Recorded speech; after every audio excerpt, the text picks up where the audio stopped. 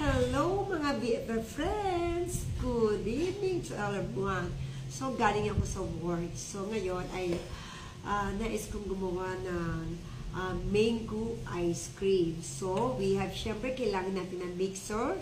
And, syempre, after na magawa niyo yung ice cream, kailangan natin ng lalagyan ng ice cream. And after that, yung ating ice cream na gagawin ay mango ice cream. Ito ay harvest ko na dyan sa tabi namin, magulang. So, gagawa tayo ng mango ice cream fresh. So, hindi mo mawala syempre ang pampatamis, ang sweet. Paano magiging sweet ang ice cream kung wala ito?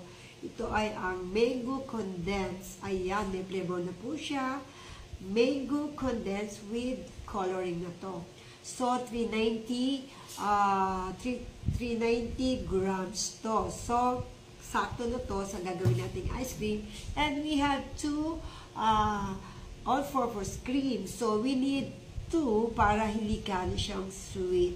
So, ito ay any brand you want. Kung gusto niyo yung mamahalin, pwede rin. At kung gusto niyo mumurahin, pwede rin. Basta ito ay iisa rin na magiging lasa niya.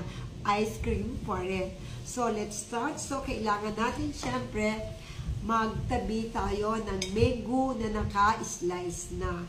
So, gagawin natin ito. Kailangan ito ay naka-slice na para meron tayong topping sa ating mango ice cream.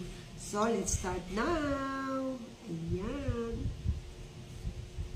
Siyempre, kailangan natin itong hiwain.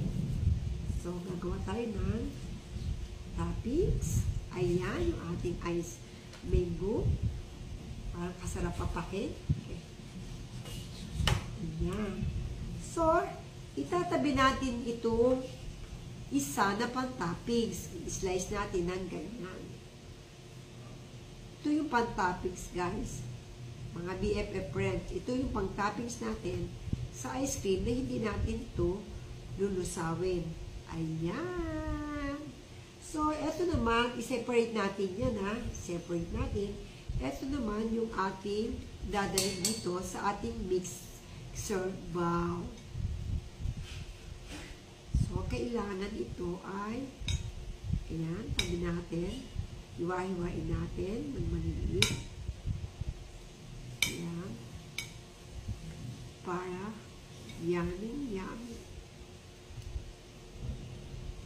Kaya, ito ay sariling homemade natin ang paggawa ng ice cream. So, eto naman yung isa.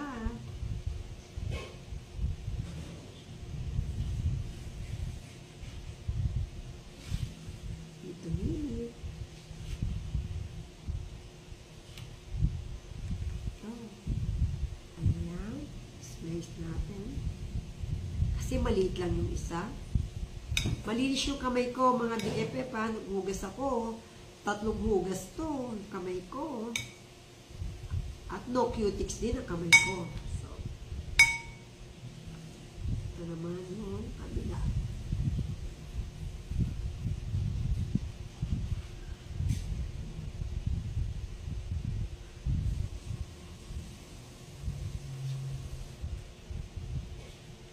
Ayan.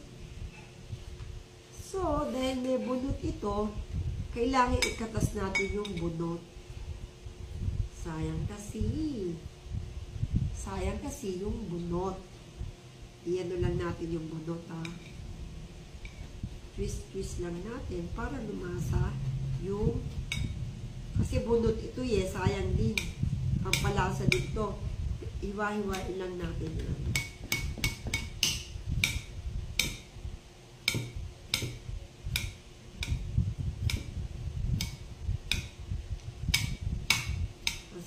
Lalo na pag mainit ang panahon. Hindi na ako bumibili ng ice cream dahil ako na mismo ang gumagawa. Ang gagawa ko lang ng avocado ice cream. Ngayon naman ay mango ice cream. Okay, let's eat. Do it now. Sandali lang ako ng tissue.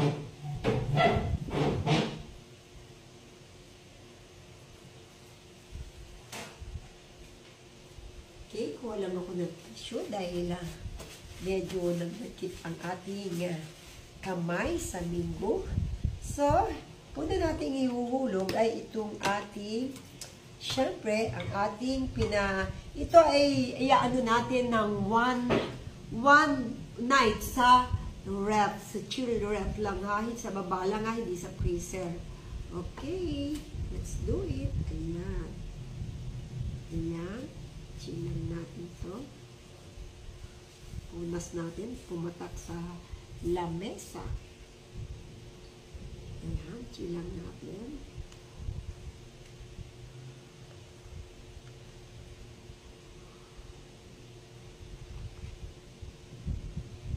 Bawal ang ice cream sa high blood, ha?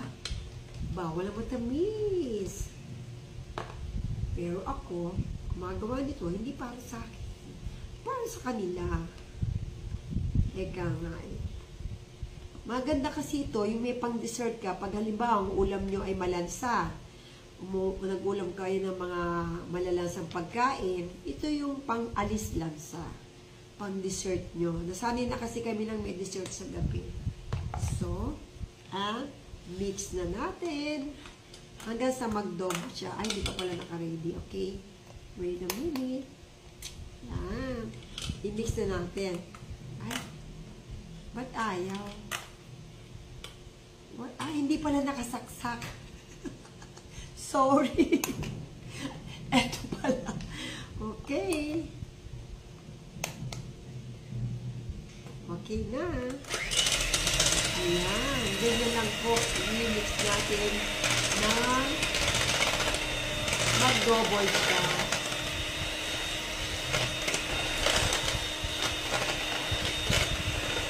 Halo-halo natin together. So, isunod na natin ngayon yung ating condensed na mango condensed with coloring. Okay. Open na natin. Baliktad yata. Ayan. Open muna natin.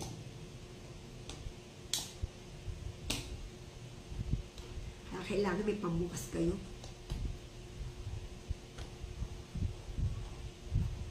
Ayan, easy to ano to.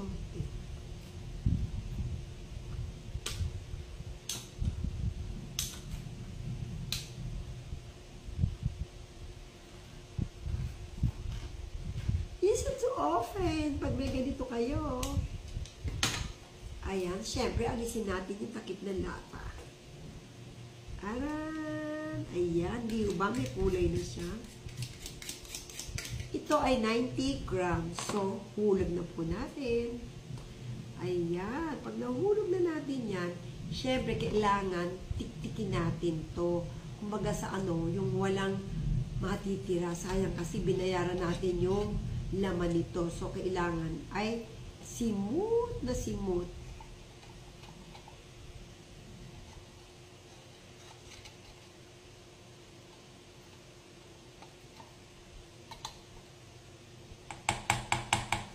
Nasimot na natin. Okay, mix na natin. So, i-mix na natin ulit. Okay, hindi na natin kailangan ng food color kasi kumulay na yung mango.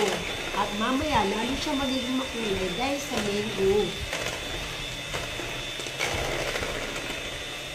Okay, buhos na natin ngayon yung ating mango toppings. Ibuhos na po natin. Yan, kailangan ibuhos natin lahat ng malasang-malasa yung mango. Yan.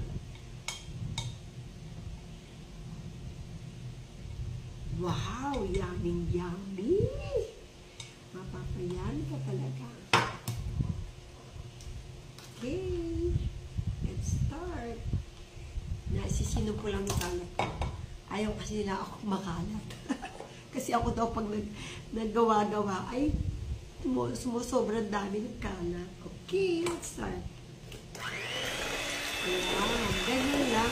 Diba? 3 recipe, meron ka ng ice cream homemade na sarili mo pa. At hindi lang yan.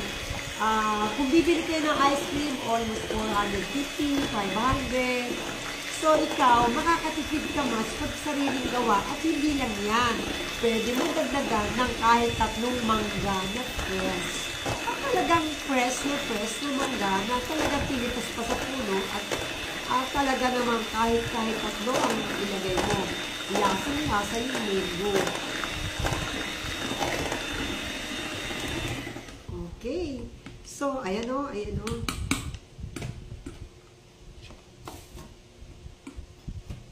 Ngayon, syempre, ilalagay natin yung toppings. Ito yung toppings na ilalagay natin dito para meron siyang buo. Ayan. Pero para meron siyang buo. Ayan. Ayan. At lalagyan din natin syempre sa ibabaw. Ayan. Ikakalat natin yung toppings ng ice cream, ha. Ayan. Para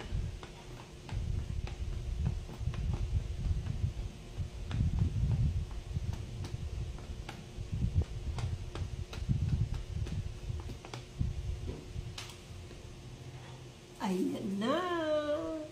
Siyempre, lalagyan natin siya ng cover na katunayan ito ay parang binili mo sa mall. O, diba? Lagyan natin siya ng paper para dito sa ice cream. Para pag matigas na siya, ay tsaka unti-unti bubuksan. O, diba? Ganun yung mga binibili sa mga supermarket na mga ice cream. O, kailangan cover up natin siya. Okay? So, syempre, kailangan i-cover talaga ang ating ice cream. So, gugupitin natin to. Ganyan. Kasi, para hindi agad siya lumambot. Ito ang purpose nun. Para talagang akalain nila na hindi ito homemade. Akalain nila, selecta ito. Akalain nila na ito ay mamahaling ice cream. Pero ito mahal ito kasi pagmamahal ang inihain ko dito. Kaya ito ay mahal pa sa anumang ice cream. Dahil ito ay binigyan ko ng love lang. O, sige, takpan na natin ang ating ice cream. Yummy. Ayan. Talagang ganon. Okay. O, look. Tinakpan na natin yung ice cream. Tingnan nyo! O, tinagpan na natin yung ice cream. So, di ba, may taroon siyang takip. O, di ba, pag matigas na yan, para na siyang ice cream na binibili sa mall. Okay, takpan na natin.